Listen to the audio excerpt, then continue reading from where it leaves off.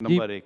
جی بالکل، جیسے کہ وہ ایک ایسے ہی میں کلپ سن رہا تھا، اس میں وہ بتا رہے تھے کہ ایک ہمارے ولی گزر چکے ہیں، انہوں نے بارات کو زندہ کر دیا۔ وہ اس کے برعکس بات یہ کرتے ہیں کہ زندہ کرنے کی طاقت تو حضرت عیسیٰ علیہ السلام کے پاس بھی نہیں تھی، وہ بس مردہ اٹھتا تھا اور اٹھنے کے بعد وہ کلمہ پڑھتا تھا اور پھر مر جاتا تھا، بس اتنی طاقت تھی، اس کے علاوہ یہ نہیں تھی کہ وہ اٹھ گیا ہے اور اٹھنے کے بعد وہ دوبارہ سے زندہ ہو گیا اور زندگی بسر کرنی یہ شروع کی۔ بات غوث پاک کے تعلق سے ہے کہ 12 سال کے بعد ڈوبی ہوئی کشتی کو آپ نے پار لگایا اور ایک بارات تھی، اس کو آپ نے اعلیٰ حضرت نے اس کو درست فرمایا ہے، ٹھیک ہے نا، یہی ہے نا، اعلیٰ حضرت نے اس کو درست فرمایا ہے۔ بات یہ ہے کہ یہ طاقت کس کی؟ حضرت عیسیٰ علیہ السلام کو اللہ تعالیٰ نے مردوں کو زندہ کرنے کی طاقت عطا فرمائی تھی۔ یہ تو آپ کا معجزہ ہے کہ آپ کوڑیوں کو شفا دیتے تھے، مادر زاد اندھوں کو آنکھ والا بنا دیتے اور مردوں کو زندہ کر دیتے تھے۔ تو یہ تو اللہ پاک کی قدرت ہے، جسے چاہے یہ قدرت عطا کرے۔ اور انبیاء کرام علیہ السلام کی تو شان تو بہت ہی اعلیٰ ہے۔ بزرگوں کے وہ واقعات جو قرآن، حدیث، اسلام و دین کی صریح تعلیمات سے ٹکراتے ہیں، خلاف ہیں، یقیناً اس کو تو کوئی بھی ایکسیپٹ نہیں کرے گا۔ مگر جب بزرگوں کی سیرت کے وہ واقعات جن کی دلائل موجود ہیں، جن کی صورتیں موجود ہیں اور اللہ پاک ان کے ذریعے کرامتوں کا ظہور فرمائے، جیسے کہ حضرت عاصم برقیہ رحمۃ اللہ تعالیٰ علیہ، یہ حضرت سلیمان علیہ السلام کے دربار میں ہوتے تھے، ٹھیک ہے، قرآن کریم میں اس کا ذکر موجود ہے۔ انہوں نے پلک جھپکنے میں تخت بلقیس کو حضرت سلیمان علیہ السلام کے دربار میں حاضر کیا، تخت بلقیس کو پلک جھپکنے میں کیا تھا؟ اچھا، وہ تو خود حضرت سلیمان علیہ السلام تو نبی ہیں، نبی کے دربار میں ایک ولی کی یہ کرامت ظاہر ہوئی، اور یہ کس امت کے ولی تھے؟ حضرت سلیمان علیہ السلام۔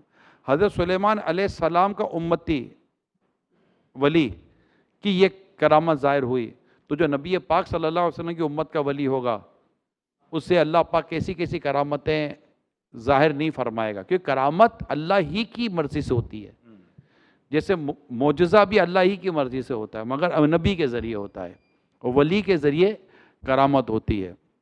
اب کوئی اس سے اتفاق نہیں کرتا، تو اتفاق کرنا نہ کرنا ایک جدا شے ہے۔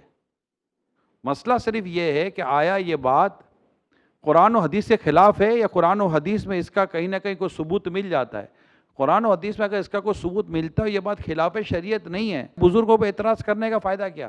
اعتراض کرنے کا بھی تو کوئی وہ بھی تو نہیں بنتا نا کہ بھائی اعتراض کر کے ہم نکل گئے، تو کیوں اعتراض کی بھی تو کوئی وجہ ہونی چاہیے نا، کہ بھائی میری اعتراض کی وجہ یہ ہے۔ یعنی کوئی بھی اعتراض کرتا ہے کسی بات پر، تو اس سے بھی یہ پوچھا جائے کہ آپ یہ اعتراض کس بنیاد پر کر رہے ہیں؟ قرآن کریم کی کون سی آیت کے خلاف ہے؟ سرکار کی کس حدیث کے خلاف ہے؟ شریعت کے کس قانون کے خلاف ہے؟ یہ بات آپ کی سمجھ میں نہیں آتی تو بات غلط ہو گئی، تو یہ تو سمجھ تو ہمارا معیار ہے ہی کوئی نہیں۔ کوئی بھی کوئی بات کرے گا، وہ کہتا ہے کہ یہ بات درست نہیں ہے، تو اس کو درست نہ ہونے پر قرآن اور حدیث سے دلیل دینی پڑے گی، ایویڈنس دینا پڑے گا۔ اس کے بغیر تو نہ آپ مانیں گے نہ میں مانوں گا نا۔ اور اگر کوئی میری بات کو غلط ثابت کرنا چاہتا ہے تو وہ یہ کہہ کر غلط ثابت نہیں کر سکتا کہ میری سمجھ میں ہی نہیں ہے اس کی بات، تو بھائی ہو آر یو؟ آپ کی سمجھ کو معیار ہے؟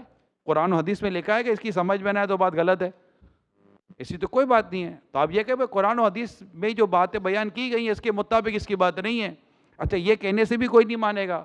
کون سی آیت کے خلاف ہے، کون سی حدیث کے خلاف ہے، شریعت کے کس اصول کے خلاف ہے، یہ ساری بات بیان کریں، اور پھر سامنے والے کو اس کے متعلق کاؤنٹر ڈسکشن کرنے کا موقع دیں، کہ آپ نے اگر کوئی آیت بیان کر دی، کوئی حدیث بیان کر دی، یا کوئی شرعی اصول آپ کے نزدیک بیان کر دیا، اور آپ نے کہا کہ دیکھو یہ میں تو کہہ رہا ہوں غلط ہے، لیکن جس کے بارے میں آپ نے غلط کہا اس کے پاس بھی تو موقع دیں گے، وہ بھی تو بیان کرے گا آیا آپ کی یہ آیت اس اصول کے مطابق ہے یا نہیں ہے جو آپ نے بیان کی، آپ نے جو حدیث بیان کی وہ اس کی رد میں بیان کی جا سکتی ہے نہیں کی جا سکتی۔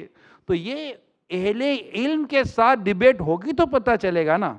اچھا میں آپ کے ساتھ ہی بات کر رہا ہوں تو ڈیفینیٹلی آپ میری بات سن کے یہ کہ یار یہ صحیح بول رہا ہے، مگر ہو سکتا ہے کوئی اہل علم بیٹھے تو مجھے کاؤنٹر کرے، تو بات اہل علم کے سامنے بیٹھ کر کی جائے گی تو پتہ چلے گا کہ آپ کتنے پانی میں نہ میں کتنے پانی میں۔